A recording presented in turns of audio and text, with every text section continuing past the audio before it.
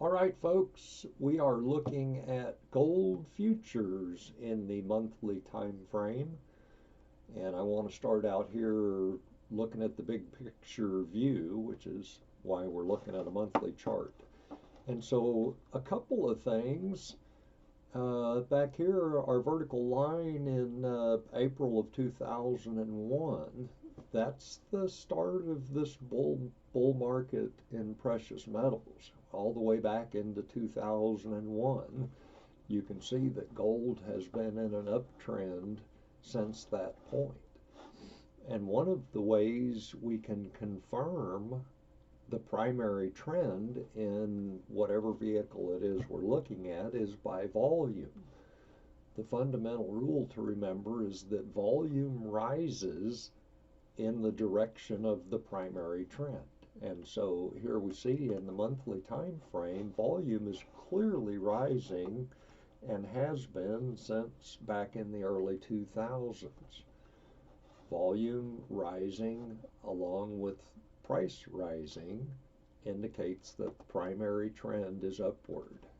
And my bullish bias, I believe that will be the case for another 4 years at least. Okay, and so some of the patterns that if you read around on the web, you'll see people talking about this rounded bottom.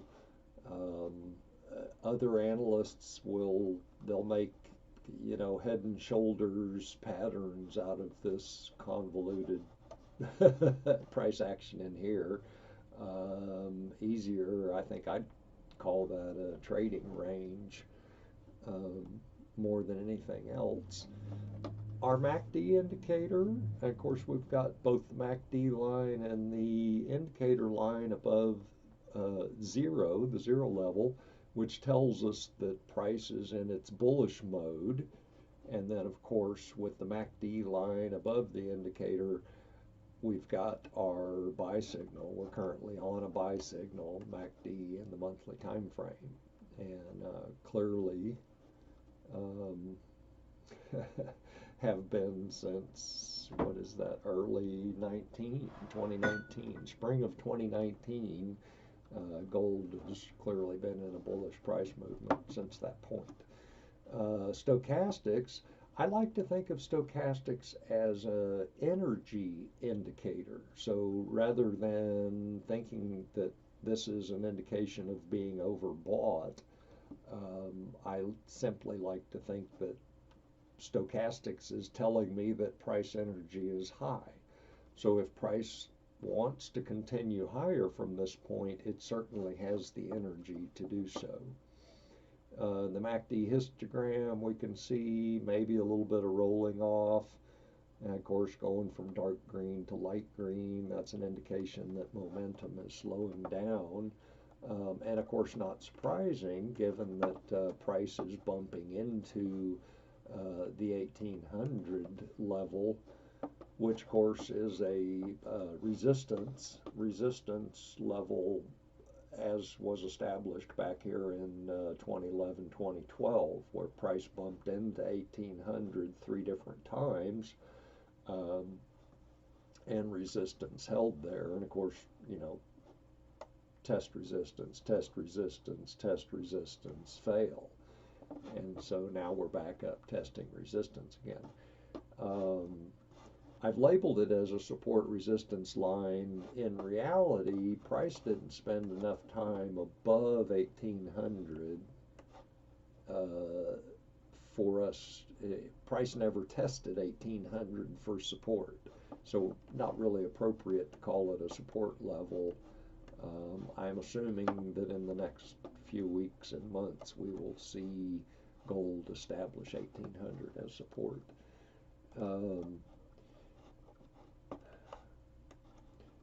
When I start drawing market structure, we don't need these.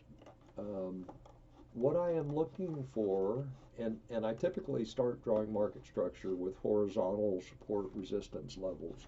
What I'm looking for is a level where price has run into resistance pushed up through that resistance and then pulled back and tested it for support. And so that's exactly what we see happening there. Price comes up, tests this level for resistance, breaks through, pulls back, support, off to the races. Um, that's all we need to look at in the monthly time frame. Let's pop over to the weekly. And so just at a high level, basically the same thing we saw in the monthly. Long-term primary trend is up. Volume increasing as price rises. MACD. Now MACD is not a bounded indicator. So MACD can go as high and as low as it wants, but it does have a tendency to stay within the bounds of previous highs and lows. And so what that means in this case is that relative to where MACD rolled over back in 2016, so price ran out at this point in 2016, price ran out of energy and rolled over. And the MACD level at that point was here. Now we see MACD is back at that level and struggling, or potentially struggling. And so again, MACD is not a bounded indicator, can go as high as it wants to, but sometimes these previous highs and lows will act as resistance. So that's all we need to look at in MACD. Stochastics, again, price energy is high. There's plenty of energy for price to do whatever it wants to do. That's just a trend. Oops, that's just a trend line. We don't need that. Don't need the bowl.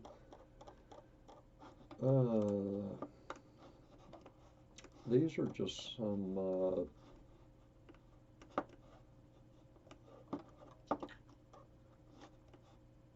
indicated some horizontal support resistance levels. Again, this is what I was showing on the monthly time frame. Price runs into resistance, rises above, pulls back to test. I consider that a tested support resistance line. And because it has been tested, I expect that in the future, price is likely to find support and resistance along that level. And sure enough, we can see price comes back and tests that level, excuse me, for support and finds support, and then again off to the races.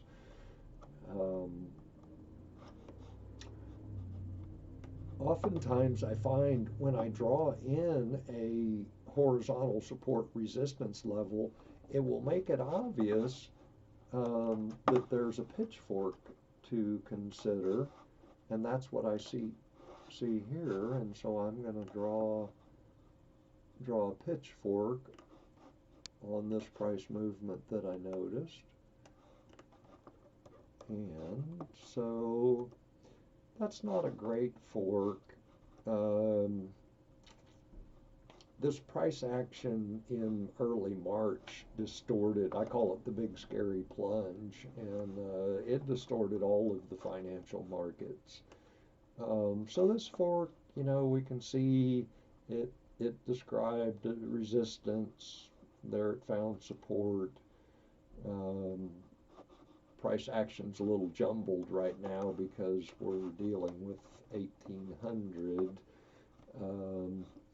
We can see this trading range, what is that, 1675, 1765, is that $90? So gold trading sideways in a $90 price range there for, what is that, 3 months, 4 months, and has now, seems like it has decisively broken through the upper bound of that trading range. We've now got 2 weeks above it. We're dealing with 1800 again. At some point, price is likely to establish 1800 as support. Well, obviously push through first and then pull back, test 1800 as support, and then take off higher. Obviously, I have a bullish bias. I'm expecting gold to go higher from here. Obviously, price can do whatever it wants.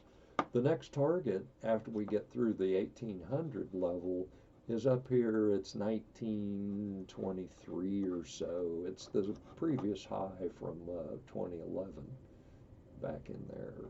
Yeah, 1920. And so that's in our weekly time frame. We're at 11 minutes in this video. Daily, anything exciting to look at here. And again, we started in the monthly time frame, and we're dropping down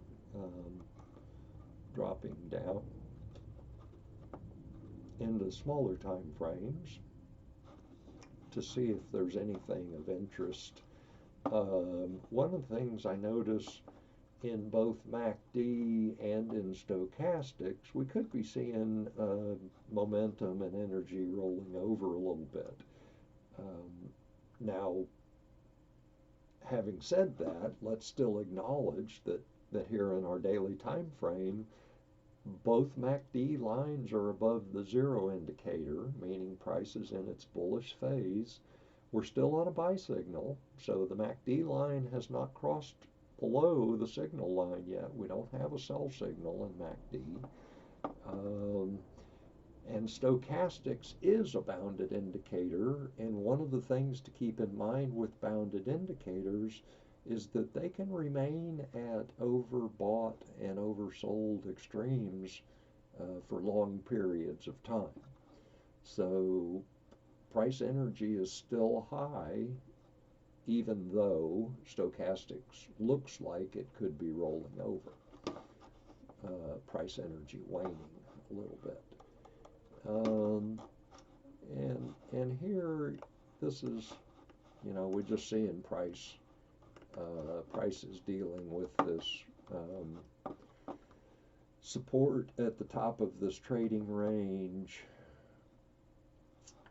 resistance at the 1800 level, and of course 1800, not only was it established as resistance back here in 2011, 2012, it's a round number. And so human beings got their psychological things going on, and so round numbers oftentimes act as support and resistance. And so let's pop down. We're going to look at one more time frame. We're at 13 minutes on our video. We're now down in the 4-hour time frame. And here again, like we saw in the daily, MACD, we've got,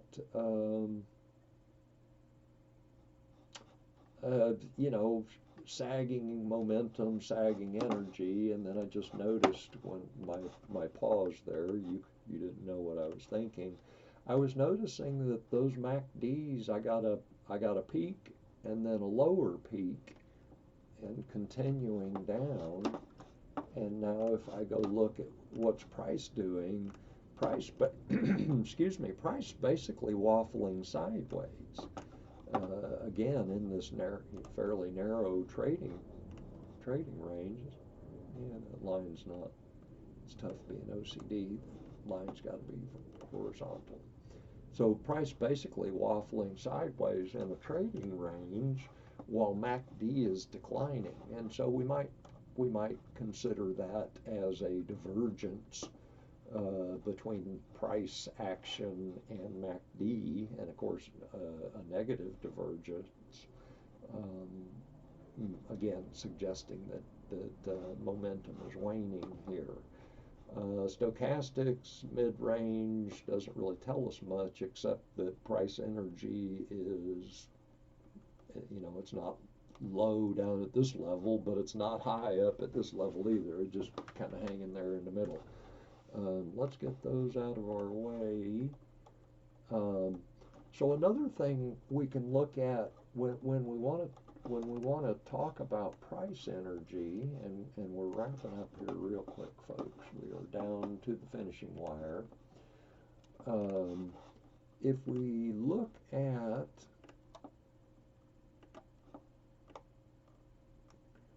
look at what price is doing relative to this Andrews pitchfork, we can see, let me draw this ellipse.